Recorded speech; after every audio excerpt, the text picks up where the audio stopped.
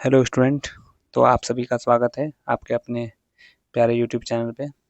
तो पिछले वीडियो से एक नया वेब सीरीज को स्टार्ट किया जिसमें हम लोग रैपिड फायर राउंड की तरह एमसीक्यू को देखने वाले हैं।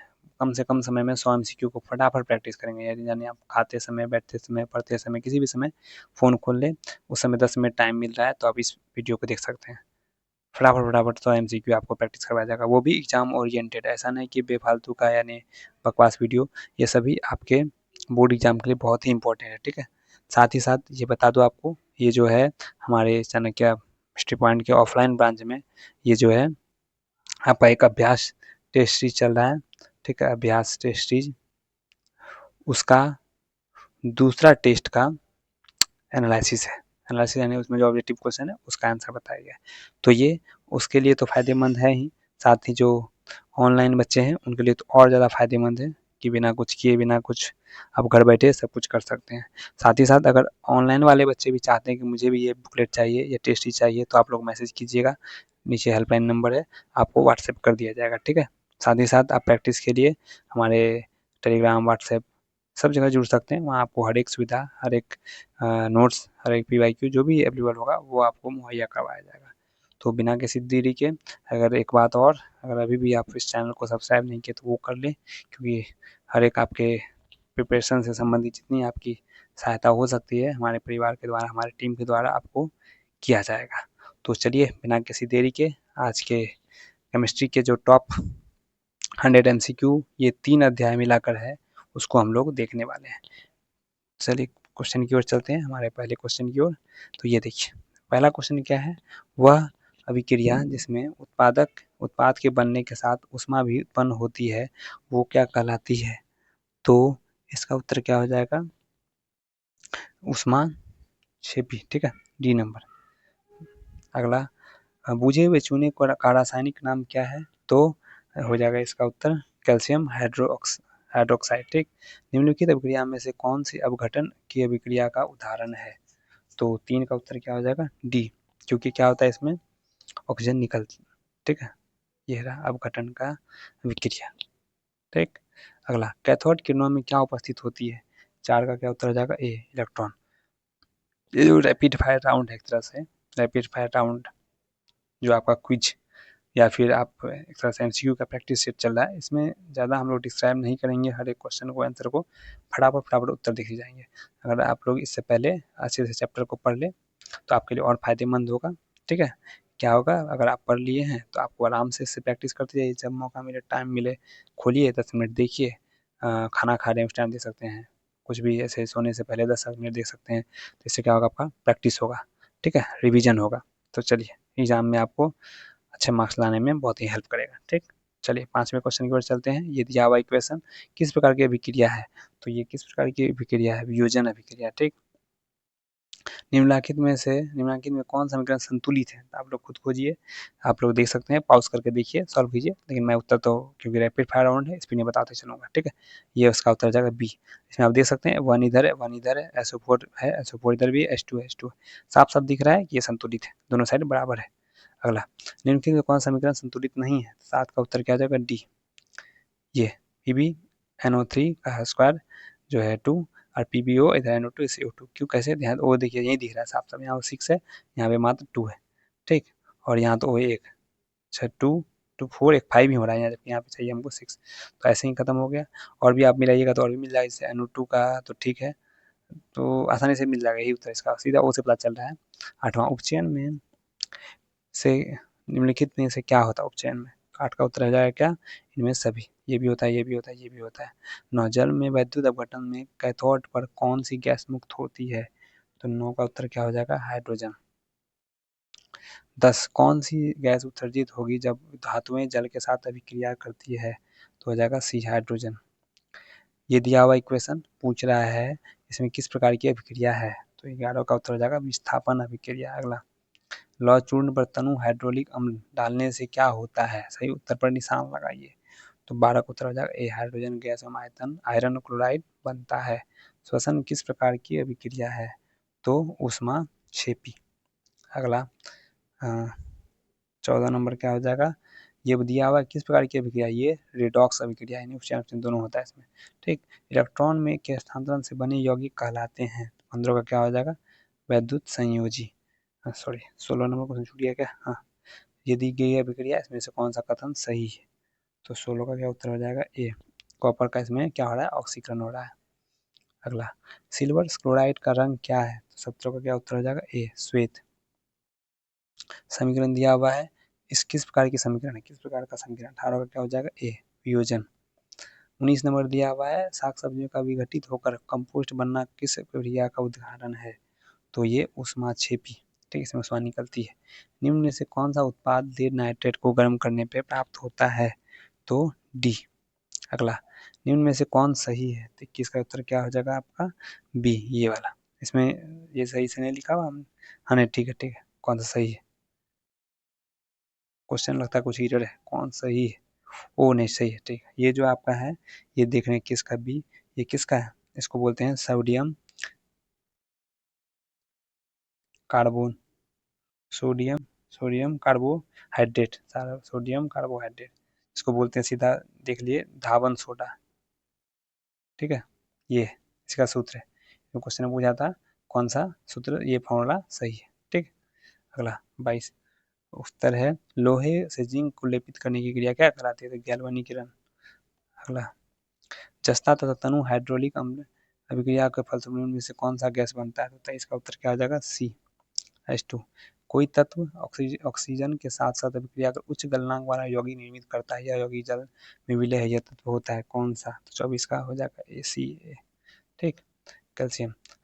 तो हो गया, चल के एक अणु में हाइड्रोजन एवं ऑक्सीजन के परमाणुओं की संख्या का अनुपात क्या होता है, तो ये आप लोग सीधा देख सकते हैं H2O, तो आप जान ही रहे उत्तर क्या हो जाएगा 2:2, तो यानी ऐसे होता है एच ओ, 2 है ये इसका है, ये इसका, ऐसे क्रॉस मल्टीप्लिकेशन होता है। ठीक है, अगला, नीचे दी गई अभिक्रिया के संबंध में कौन सा कथन सही है, तो ए, कार्बन उपचयित हो रहा है इसमें। निम्नलिखित में कौन संयोजन अभिक्रिया है, 27 का हो जाएगा आपका ए, ये रहा। निम्नलिखित में से अभिक्रिया में कौन सा विस्थापन अभिक्रिया है, तो 28 का आप लोग दिमाग लगा सकते हैं, इसका आ जाएगा सी।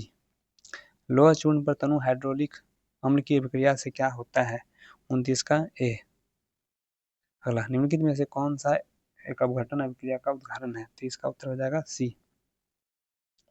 निम्नलिखित में कौन एक रेडॉक्स अभिक्रिया है, तो 31 का क्या हो जाएगा उत्तर, 31 का उत्तर हो जाएगा बी। निम्नलिखित में से कौन सा एक दहन अभिक्रिया है, तो 32 का सी, पेट्रोल का जलना। बाकी बात क्या है, ये एक तरह से फिजिकल रिएक्शन बोलते हैं ये सब, ये हो गया केमिकल रिएक्शन, मान लेते हैं जल के वापस नहीं आएगा आपका। ठीक, और जलना भी होता है, ये सब तो क्या होता है पिघलता है, तो जल का उबलना, मुँह का पिघलना, लेकिन पेट्रोल क्या है दहन अभिक्रिया। ठीक, वो जलता है, गैस बन के खत्म हो जाएगा। 33 का, तो किसी पदार्थ में ऑक्सीजन का योग कहलाता है क्या, किसी में ऑक्सीजन का योग जब होता है वो कहलाता है उपचयन, और जब ऑक्सीजन की का अलग होता है यानी हटता है तो रिलीज होता है, तो वो अपचयन कहलाता है। निम्नलिखित में कौन सा कथन असत्य है, तो 34 का सी, ऑक्सीकारक खुद को ऑक्सीकृत करता है। किसी यौगिक से रासायनिक प्रक्रिया में हाइड्रोजन का हटना क्या कहलाता है, तो 35 का हो जाएगा बी। अगला, किसी वस्तु को हवा में जलने के लिए निश्चित न्यूनतम ताप की आवश्यकता होती है, जो कहलाती है 36 का ए। 37 दिया हुआ, एक भूरे रंग का चमकदार तत्व एक्स है को वायु की उपस्थिति में गर्म करने पर वह काले रंग का हो जाता है, तत्व एक्स का नाम है। ये तो आप लोग बहुत आसानी से देख सकते हैं, रियल लाइफ में भी एग्जाम्पल देखे होंगे आप लोग, क्या सी यू यानी क्यूप्रियस यानी हो गया आपका जिसको बोलते हैं तांबा, आप लोग देखते होंगे उस तंत्र को क्या है, अगर उसको आप ऐसे ही गर्म करेंगे ना हवा पे, तो वो क्या होगा उसमें जो है ना काले रंग का एक लेयर जम जाता है। ठीक, अगला 38 नंबर क्वेश्चन क्या है, ये दिया हुआ उपयुक्त रासायनिक अभिक्रिया क्या है, द्विविस्थापन अभिक्रिया। फिर से एक बार बता दूं, ये जो चल रहा है हम लोग का रैपिड फायर राउंड, एक तरह से रैपिड क्विज चल रहा है। ठीक है, फटाफट फटाफट आपको क्वेश्चन साथ ही साथ उत्तर बताएंगे। आप लोग क्या कीजिए, सिर्फ वीडियो ऑन कीजिए और आराम से रिवीजन करते रहिए इसका। ठीक है, जब टाइम मिले तब, इसमें ज़्यादा दिमाग नहीं, ज़्यादा याद करने की ज़रूरत है, प्रैक्टिस करने की ज़रूरत है। तो प्रैक्टिस का भी ये वीडियो चल रहा है हम लोग का सेशन। ठीक, 29 का बी दिया हुआ है, इसमें रासायनिक अभिक्रिया किस प्रकार की है, तो 29 का क्या, 39 का क्या उत्तर हो जाएगा, विस्थापन अभिक्रिया। 40 दिया हुआ, उपयुक्त रासायनिक अभिक्रिया किस प्रकार की है, 40 फिर से क्वेश्चन, तो ये हो गया संयोजन अभिक्रिया। आप लोग अगर डिमांड कीजिएगा कि केमिस्ट्री का कंप्लीट अच्छे से पूरा वीडियो सर पढ़ा के बना दीजिए, तो वो भी हम लोग आपके लिए, हमारी टीम आप लोगों के लिए, बहुत सारे टीचर हैं वो आपको अवेलेबल करवा दिएंगे एक एक करके संस्कृत का। जैसे आप लोग मान लेते किसी को नहीं पता संयोजना प्रक्रिया क्या है, तो इसके बारे में तो जानना जरूरी है, हम तो यहाँ आपको बता रहे हैं फटाफट फटाफट, तो इसलिए ये आपको बताया जाएगा। ठीक है। अगला, टिंचर आयोडीन विलयन का बना होता है किसका? 43 का क्या हो जाएगा? एथिल अल्कोहल में। ठीक। बेंजीन सांद्र सल्फ्यूरिक अम्ल की उपस्थिति में नाइट्रिक अम्ल से अभिक्रिया कर बनाता है क्या? तो 42 का हो जाएगा नाइट्रोबेंजीन। अम्ल में HCl और HNO3 का अनुपात होता है कितना? तो D 3:1। अम्ल का जलीय विलयन विद्युत का संचालन करता है क्योंकि अम्ल जल में क्या होता है? 44 का क्या उत्तर हो जाएगा? आयनित होता है। निम्नलिखित में से कौन गंधीय सूचक है? नहीं है। 45 का उत्तर शकरकंद। अगला, ये दिया हुआ किस प्रकार का लवण है? तो क्षारीय लवण, क्योंकि इसमें OH है। निम्नलिखित में से कौन सबसे अधिक अम्लीय ऑक्साइड है? 43 का क्या हो जाएगा? D SO2।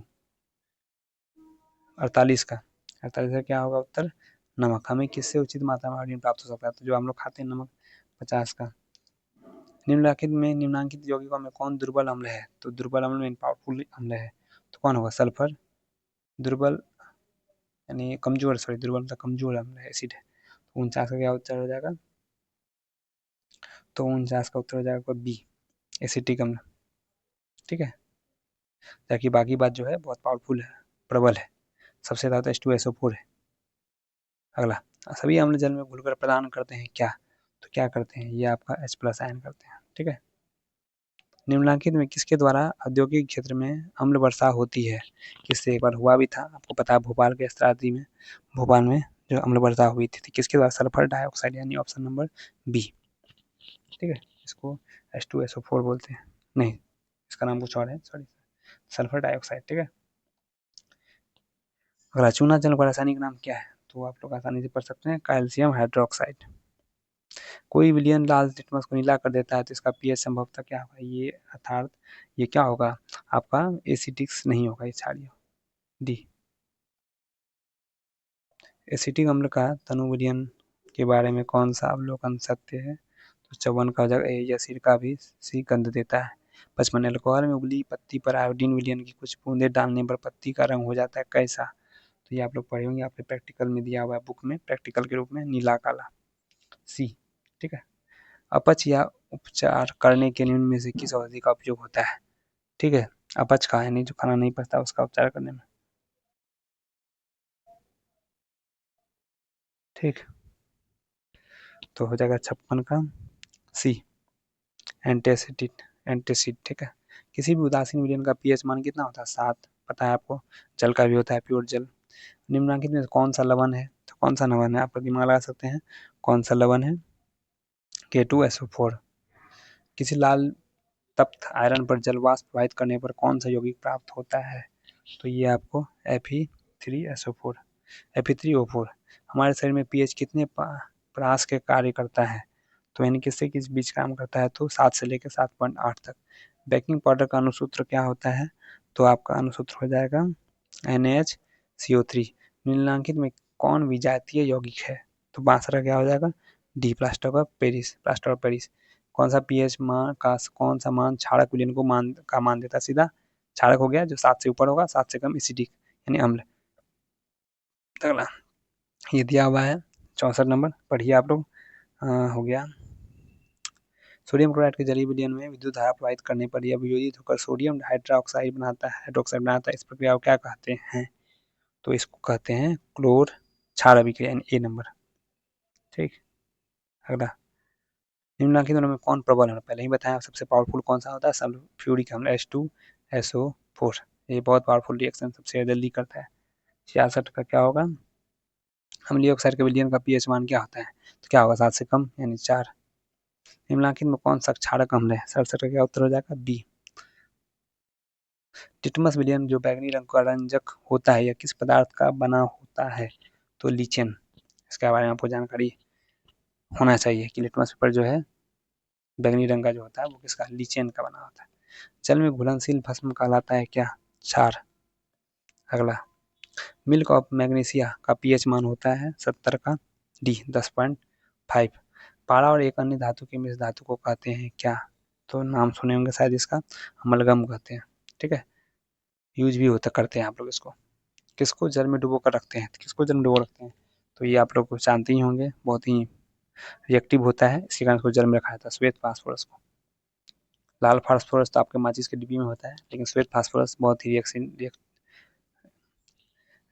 जल्दी करता है, इसलिए इसको जल में डुबा कर रखा जाता है। अयस्क में अशुद्धि के रूप में उपस्थित पदार्थ कहलाते हैं, तो ये होगा आपका गैंग। गैंग जिसको बोलते हैं अधात्री, हिंदी में बोलते हैं उसको। अगला, सोने में कौन सा धातु मिलाकर मिश्र धातु को तैयार नहीं की जाती है? तो 74 का क्या हो जाएगा? ए। एफ ही, बाकी बात सबको मिला के आप मिश्र धातु बना सकते हैं। मैग्नीशियम जो है परमाणु संख्या 12 है, इसकी संयोजकता क्या होगी? तो आप लोग देख सकते हैं 282, ये होगा मैग्नीशियम का। तो इसका हो जाएगा उत्तर क्या? 75 का 2, ये रहा।